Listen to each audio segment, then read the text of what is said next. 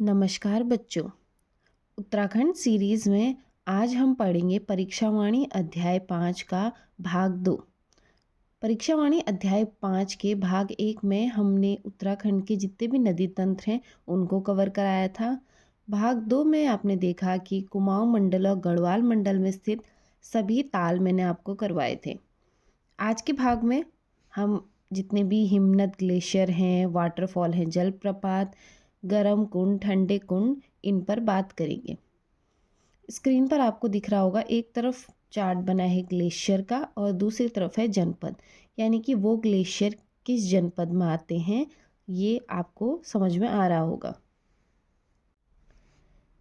एक एक कर हम सभी ग्लेशियरों के बारे में पढ़ेंगे। इस चार्ट में उत्तराखंड के अधिकतर ग्लेशियर मैंने कवर कर दिए हैं। मान लो परीक्षा में प्रश्न बन गया हीरामणि हिमनद किस जनपद में है, तो आपको पता होना चाहिए पिथौरागढ़ में है। डोरियानी कहाँ है? उत्तरकाशी में है। अब जो बड़े बड़े हिमनद हैं, ग्लेशियर हैं, वो तो क्या हैं, हमने पढ़े हैं। जैसे बंदरपूछ हमने पढ़ा है, गंगोत्री हमने पढ़ा है, पिंडारी, क्योंकि नदी तंत्र में अधिकतर नदियाँ जो हैं वो उनका जो स्रोत है वो ग्लेशियर ही है, तो उनका नाम आपने सुना होगा। लेकिन उसके अतिरिक्त अन्य काफ़ी ग्लेशियर हैं जिनके बारे में हमने कभी सुना नहीं है, लेकिन हमें क्या होना चाहिए, पता होना चाहिए। क्योंकि जो ग्लेशियर हमें पता है ज़रूरी नहीं है कि प्रश्न पत्र में वही ग्लेशियर हमसे पूछे जाएं। तो पहला ग्लेशियर है गंगोत्री ग्लेशियर। गंगोत्री ग्लेशियर क्या है, हमारे राज्य का सबसे बड़ा ग्लेशियर है। ये उत्तरकाशी में है। कभी अगर आ जाए 30 किलोमीटर लंबा है और 2 किलोमीटर चौड़ा है गंगोत्री ग्लेशियर। इस दृष्टि से ये क्या हो जाता है, इम्पोर्टेंट हो जाता है। अगर पूछा जाए राज्य का सबसे बड़ा ग्लेशियर गंगोत्री ग्लेशियर है, और गढ़वाल मंडल का भी सबसे बड़ा ग्लेशियर कौन सा है, गंगोत्री ग्लेशियर है। राज्य का दूसरा सबसे बड़ा ग्लेशियर आता है पिंडारी ग्लेशियर। पिंडारी ग्लेशियर ये 30 किलोमीटर लंबा ये भी है, ये इसकी चौड़ाई मात्र 400 मीटर है। वहीं गंगोत्री ग्लेशियर की चौड़ाई 2 किलोमीटर थी। तो ये क्या, राज्य का दूसरे सबसे बड़ा ग्लेशियर है। कभी डायरेक्टली क्वेश्चन पुट ऑन हो गया कि राज्य का दूसरा सबसे बड़ा ग्लेशियर कौन सा है, तो आपको पता होना चाहिए पिंडारी है। राज्य का सबसे बड़ा गंगोत्री है। और ये किस जनपद में आते हैं, गंगोत्री हमारा उत्तरकाशी में है, पिंडारी हमारा बागेश्वर और चमोली दोनों में आता है। कहने का अर्थ है बागेश्वर कुमाऊं मंडल का जिला हो गया, चमोली गढ़वाल मंडल का जिला हो गया। तो ये मिला जुला कुमाऊं में भी आ रहा है, गढ़वाल में भी आ रहा है। तीसरे नंबर पे आपको दिख रहा होगा मिलम हिमनद या मिलम ग्लेशियर। ये 16 किलोमीटर लंबा है, शुद्ध रूप से कुमाऊं मंडल का सबसे बड़ा ग्लेशियर। अब शुद्ध रूप क्यों लिखा गया यहाँ पर, क्योंकि जो पिंडारी ग्लेशियर है तो वो भी कुमाऊं मंडल में, लेकिन उसके साथ साथ वो गढ़वाल मंडल में भी स्थित है। लेकिन मिलम हिमनद क्या है, पूर्णतः पिथौरागढ़ में है, और पिथौरागढ़ कुमाऊं मंडल का एक जिला है। तो शुद्ध रूप से कुमाऊं मंडल का सबसे बड़ा ग्लेशियर मिलम हिमनद है। वैसे देखा जाए तो मिलम हिमनद से बड़ा पिंडारी है, लेकिन पिंडारी कुमाऊं गढ़वाल दोनों जनपदों में आ रहा है, दोनों मंडलों में आ रहा है। तो यहाँ पर से आपको 3 तो याद हो गए, गंगोत्री ग्लेशियर, पिंडारी ग्लेशियर और मिलम ग्लेशियर। अब अगला जनपद है हमारा पिथौरागढ़। पिथौरागढ़ में कौन कौन से हिमनद आ रहे हैं वो देख लेते हैं। पिथौरागढ़ में आता है काली हिमनद या Kali glacier, Nami glacier, Hiramani glacier, Pinaura glacier, Ralam glacier, Poting glacier. ये सभी ग्लेशियरों के नाम हैं। अगर डायरेक्ट क्वेश्चन पूछा जाता है तो आपको मैंने एक साथ क्या कर रखा है, आपका काम इजी करने के लिए ग्लेशियरों के नाम लिख रखे हैं, दूसरे तरफ ब्रैकेट में जनपद लिखा है, ताकि आप एक साथ क्या करो, उन्हें याद कर सको। अगला है बागेश्वर जनपद के ग्लेशियर, सुंदर डूंगी ग्लेशियर, सुखराम, कफनी, मैकतौली, ये कहाँ के ग्लेशियर हैं, ये बागेश्वर जनपद के ग्लेशियर हैं। उसके बाद आता है उत्तरकाशी के ग्लेशियर। एक तो गंगोत्री है ऊपर, दूसरा यमुनोत्री, डोरियानी, बंदरपूंछ ग्लेशियर।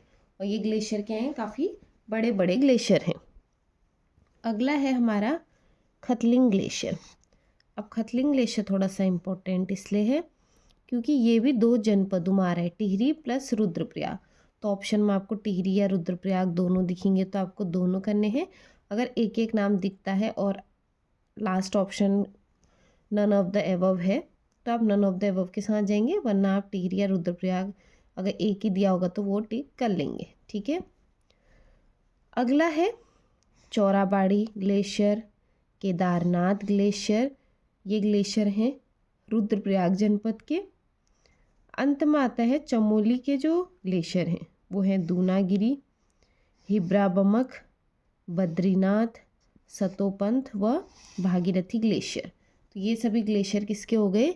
चमोली जनपद के हो गए। तो आपको दिख रहा होगा मुख्यतः जो ग्लेशियर है वो किन किन जिलों में है? चमोली, रुद्रप्रयाग, टिहरी, उत्तरकाशी, बागेश्वर, पिथौरागढ़। बस इन्हीं जनपदों में आपको ग्लेशियर्स देखने को मिलेंगे अधिकतम। तो आपको सारे के सारे जनपदों के ग्लेशियर याद नहीं करने हैं, क्योंकि ग्लेशियर क्या है, ज़्यादा हाइट वाली, ज़्यादा ऊंचाई वाले स्थानों में ही देखने को मिलते हैं। तो ये आपको एक चार्ट हो गया आपके सामने, आप चाहें तो स्क्रीनशॉट इसका ले सकते हैं। अगला है हमारा ग्लेशियर के बाद आज का टॉपिक प्रमुख जलप्रपात, वाटरफॉल। कभी कभी प्रश्न यहाँ से भी बन जाते हैं कि जो प्रसिद्ध वाटरफॉल है वो किस जनपद में स्थित है, तो इसलिए आपको पता होना चाहिए। सहस्त्रधारा जलप्रपात, टाइगर जलप्रपात, भट्टा व हार्डी जलप्रपात, ये देहरादून जनपद में स्थित है। अलग अलग नाम है, सहस्त्रधारा जलप्रपात अलग है, टाइगर जलप्रपात अलग है, भट्टा व हार्डी जलप्रपात अलग है।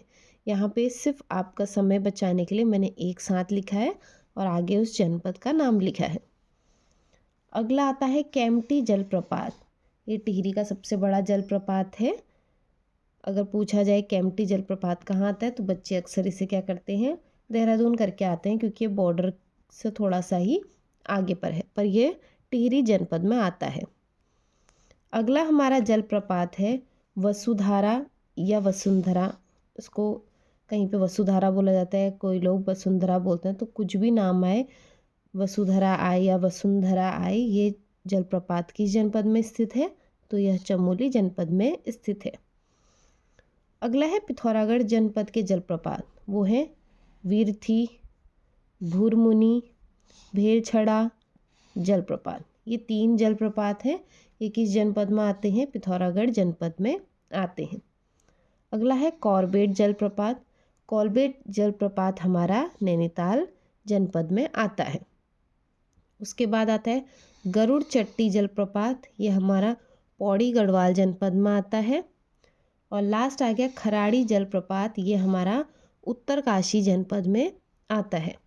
तो आपको देखने को मिल रहा होगा यहाँ पे हमने क्या करें, लगभग सभी जलप्रपात कवर कराने की पूरी कोशिश करिए। आप चाहें तो स्क्रीनशॉट ले सकते हैं।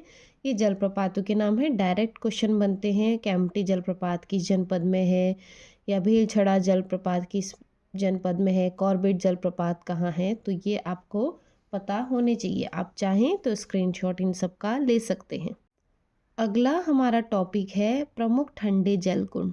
इसके बाद हमारा लास्ट टॉपिक रहेगा प्रमुख गर्म जल कुंड। जो जल कुंड होते हैं प्राकृतिक छोटे से ताल की तुलना में काफ़ी छोटे से कुंड टाइप के होते हैं।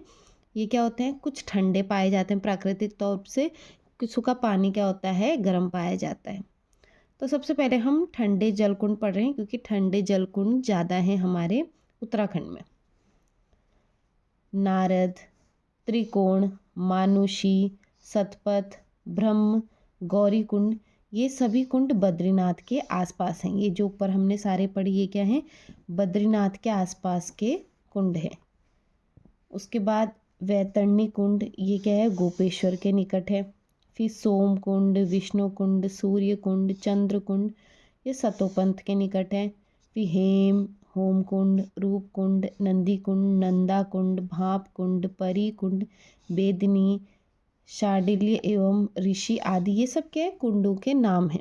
और ये सारे कुंड कहाँ हैं, ये ठंडे कुंड है। पहले तो अगर ऑप्शन में आ जाता है कि इनमें निम्न में से ठंडा जल कुंड कौन सा है, बाकी 3 आपको गर्म जल कुंड दे दिए, 1 ठंडा दे दिया, तो पहला चीज़ वो पता होनी चाहिए।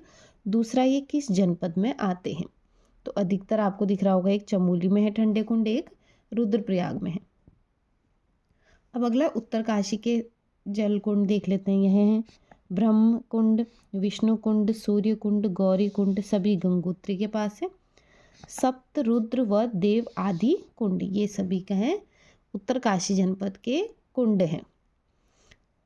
फिर टिहरी के हैं ब्रह्म कुंड, वशिष्ठ कुंड, नरसिंह कुंड, ये सब देवप्रयाग टिहरी गढ़वाल में स्थित है। फिर हम पढ़ेंगे रुद्रप्रयाग के ठंडे जल कुंड, ये हैं रेतस, हंस, ईशान, उदक, अमृत, हवन कुंड सभी केदारनाथ के आसपास है। फिर सरस्वती कुंड आता है तुंगनाथ के पास। फिर सरस्वती, नाग व ब्रह्म कुंड ये क्या आता है त्रिजुगी नारायण के पास स्थित है। फिर गौरी व नंद आदि कुंड, कुछ कुंडों के नाम आपको कॉमन देखने को मिल रहे होंगे, जैसे ब्रह्म कुंड आपको यहाँ भी दिख रहा होगा, यहाँ भी दिख रहा होगा, यहाँ भी दिख रहा होगा और लास्ट में यहाँ भी दिख रहा होगा। तो क्या है नॉर्मली कुंडों के नाम कुछ कुछ कॉमन है लेकिन कुंड अलग अलग हैं, ठीक है, कंफ्यूज नहीं होना है। अगला है ब्रह्म कुंड, सूर्य कुंड, नंदा, पार्वती, मैसर, थामरी, हुक्सर, कटौज, हर्षचंद व बालचंद आदि कुंड ये पिथौरागढ़ जनपद के स्थित है। यहाँ पे क्लियर कर देती हूँ, जो नाम आपको सभी जिलों में दिख रहे होंगे, जैसे ब्रह्म कुंड लगभग हर जगह देखने को मिल रहा है आपको, मान लो और कोई भी कुंड है, हंस कुंड है, सूर्य कुंड है, कुछ कॉमन है, जैसे सूर्य कुंड यहाँ भी है, सूर्य कुंड यहाँ भी है। तो आपको कंफ्यूज नहीं होना है कि पेपर में आ गया तो हम कैसे करेंगे। पेपर में अगर आप आओगे तो आपको ऑप्शन में इनमें से सिर्फ एक जनपद दिया जाएगा, तीनों जनपद नहीं दिए जाएंगे। और इन केस अगर आपको 3 के 3 यही जनपद देखने को मिलते हैं और आपको पता है सूर्य कुंड यहाँ भी है, यहाँ भी है, यहाँ भी है, तो आप क्या कर सकते हो उस क्वेश्चन को क्लेम कर सकते हो, क्योंकि बुक्स में ये दिया है। और बुक्स क्या होती हैं बहुत ऑथेंटिक होती हैं, बुक्स की ऑथेंटिसिटी जो मान्यता होता है वो सबसे अधिक होती है। तो यहाँ पर इस चीज़ को देख के घबराना नहीं है कि ये इतने जनपदों में है तो हम परीक्षा में कैसे करेंगे। वहाँ ऑप्शन देख के आपको टैकल करना है, ऑप्शन देख के क्या करना है अपना आंसर तय करना पड़ेगा। यहाँ पे ये समझ में आया। अब हम देखेंगे प्रमुख गर्म जल कुंड हमारे उत्तराखंड के। मैंने आपको बताया कि जो ठंडे जल कुंड है वो अधिक हैं, गर्म जल कुंड कम है, तो आपको स्क्रीन पर दिख रहा होगा। सबसे पहले तप्त या सूर्य कुंड, ये यमुनोत्री उत्तरकाशी में है। फिर आता है गंगानी गंधक युक्त, ये गर्म जल कुंड है, ये उत्तरकाशी में है।